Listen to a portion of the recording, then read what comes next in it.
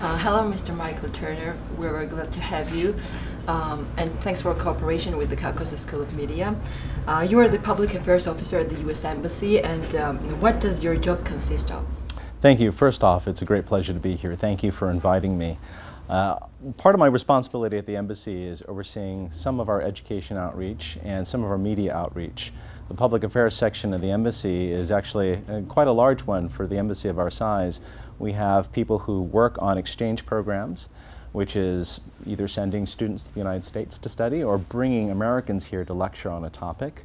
Also bringing cultural and performing arts groups here to Georgia. In fact, we just had a jazz quartet visit and do 4 concerts and some workshops last week. Then the other side of my office handles media. And we both engage the media to answer their questions, but also promote policies that the embassy has. And if the ambassador gets questions from the media, we advise him on how to interact and meet with the press. What is a typical day for you? Well, I get asked this question a lot, and I ask myself that question too, and I'm not sure I have a typical day. One of the great things about my job that's so exciting is that every day brings new challenges, partly because my office deals with media.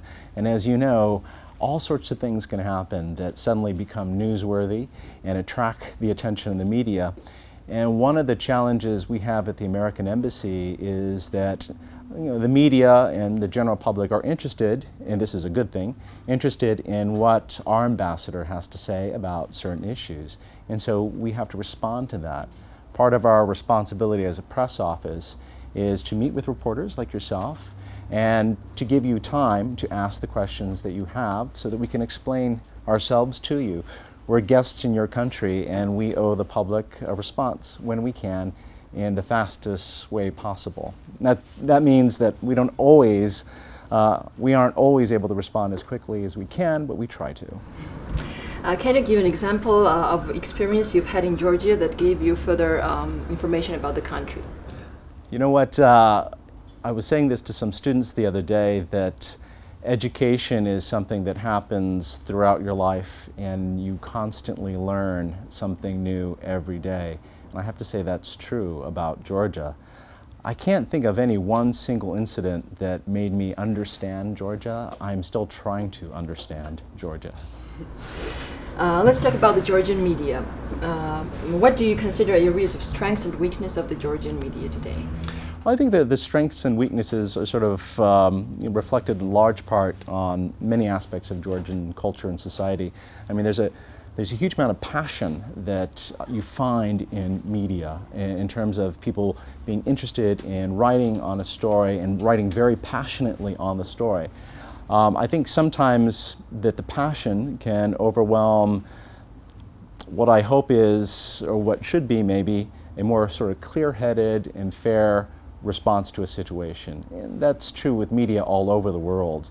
Trying to convey information that is accurate, fair, and timely, and that shows both sides of a story. And when a journalist, and not just a Georgian journalist, but any journalist, is consumed with passion, sometimes those lines get a little blurred. And what do you think are the strengths, particularly of the Georgian media? I do like that passion and aggressiveness to get a story. I think that's important. I think journalists need a bit of that fire inside them. That quest for truth is important in journalists all over the world, and I've had the great pleasure and responsibility of working with journalists from all sorts of different countries. And to see the interest that Georgian journalists have in pursuing a story, particularly young journalists and student journalists that I've met who are thinking of how to be better reporters, how to find the details and the nuances of a story. Those are all important things, and I see that here, particularly in young journalists. In the area of media, what are the possible areas of future cooperation between Georgia and the United States? In terms of cooperation in what way? they have already in 2011 they have the USAID has funded with $13 million the project G Media, which was the goal was to strengthen the independent media in Georgia, and that's one example. And what do you think maybe the further? Well, let me back up just a bit and explain why we do that. Why do we care about developing Georgian media? And I think, you know, in any democracy, it is extremely important to have an active and accurate media, because media, what you do, media is the watchdog of society. And it's never more important than in a democratic society that the people have information. I mean, part of the burden of being in a democratic society is having all the information at your fingertips, or the ability of citizens to find that information. And one of the ways they find that information is through media. So in any democracy, whether it's here in Georgia or in the United States or anywhere else in the world, in order to maintain your democratic values, you need to have a vibrant and strong media. And so our interest here is to help Georgia develop that cadre of journalists that can be the watchdogs for society. So there are lots of areas we can cooperate. In addition to the G Media project that AID is funding, we have lots of smaller programs too that we do through my office, sending reporters to the United States to cover events. Like during the recent elections in the United States, we sent a camera crew there just to show audiences here how dynamic and messy and crazy the democratic process is back in the States. And that's one way, I think, of expanding the knowledge base and capacity of journalists here in Georgia. Do you think there is a danger that U.S. funding the Georgian media can be seen as interference in the Georgia's internal affairs?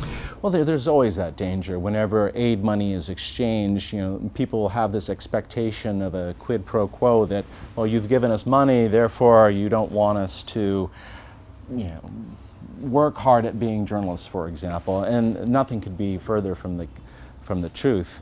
My position as a spokesperson for the embassy is sort of like a double-edged sword, and it's a sort of double-edged sword that I welcome. And what I mean by that is that on the one hand, I want Georgian journalists to be tough, aggressive, fair-minded, and detail-oriented, and be all for investigative journalism.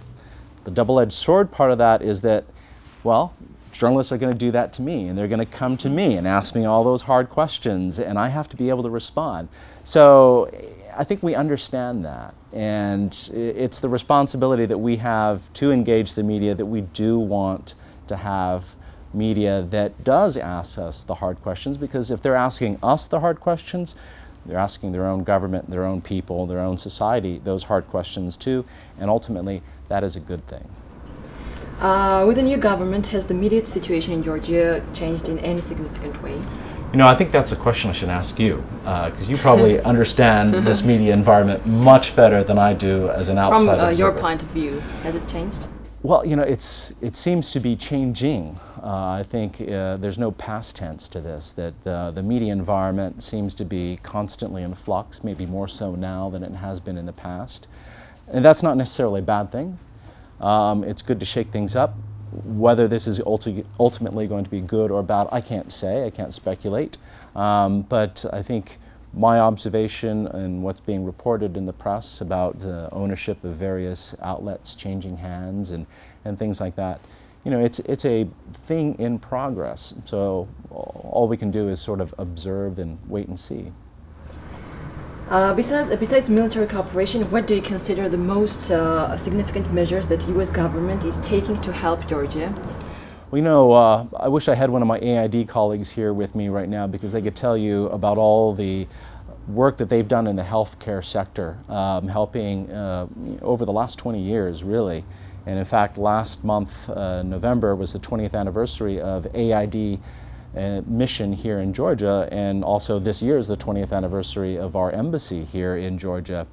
And in that period of time, over these 20 years, you know, we've helped Georgia develop, you know, its hospitals, its cadre of healthcare practitioners in training, and in all sorts of areas. And of course, I think, security is important and having a free media is important, but your health is extremely important. And the life expectancy of children and maternal health care, these are all issues that we all have something invested in and we can all stand behind.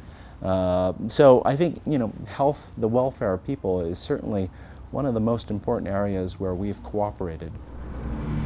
Do you encounter Georgians who have a stereotyped or distorted view about some aspects of the United States, and if so, what are these stereotypes and distortions? Oh, it happens everywhere, of course.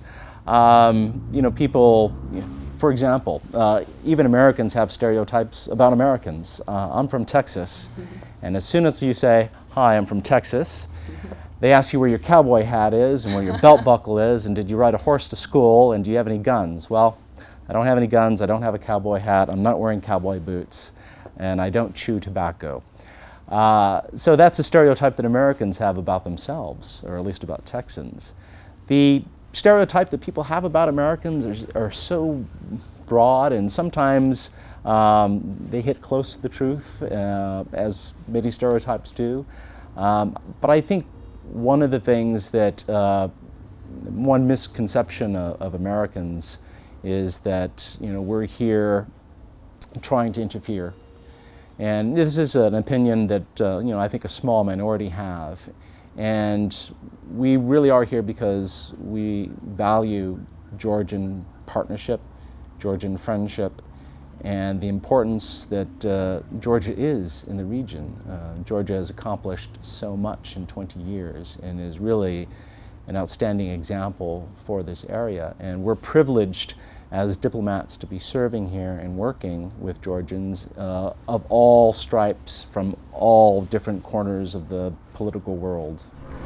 Do Americans have any distortions and stereotypes about Georgians? Yeah. What kind of? Well, you've got the Americans who are here and who know something about Georgia, and of course you have the vast, huge American society that doesn't understand or know Georgia or appreciate Georgia very much. And so for them, their conception of Georgia is minuscule, partly because of the distance between the United States and Georgia, and how Georgia is often eclipsed by other regions and other countries in the world. For the Americans that live here, I think it's dangerous for us to say, oh yeah, we know Georgia, we know Georgians. I think that's always a mistake because as Americans and as foreigners here, we only see that much, and then there's this greater depth to Georgian society. I mean, the culture, the history, and the politics, the religion, everything that plays into making Georgia, Georgia, and Georgians is, we only see a little bit of that. We see, all sorts of things, but oftentimes you see what you want to see sometimes. And when I leave Georgia and go on to my next assignment, I will only take the wonderful good things, of course, and those will stay with me for the rest of my life. If you had 1 minute to talk to President Obama about Georgia, what would you say? Wow. That's I think that there's not much I can tell President Obama about Georgia that he doesn't already know. The White House and our Secretary of State, Hillary Clinton, are very much in tune with what's happening here, and that's because of our communication with the embassy here, our embassy back to Washington, your embassy in Washington, and there's lots of information that comes in and goes up to the Secretary and the President about Georgia. And so I wouldn't presume to tell the President something about Georgia. Probably what I would say is I'd probably bring it down to giving him advice on where to get the best hachapuri. And leave the politics and everything else to him, because he probably has more information than I do, and he knows a lot about everything. Thank you very much. Thank you.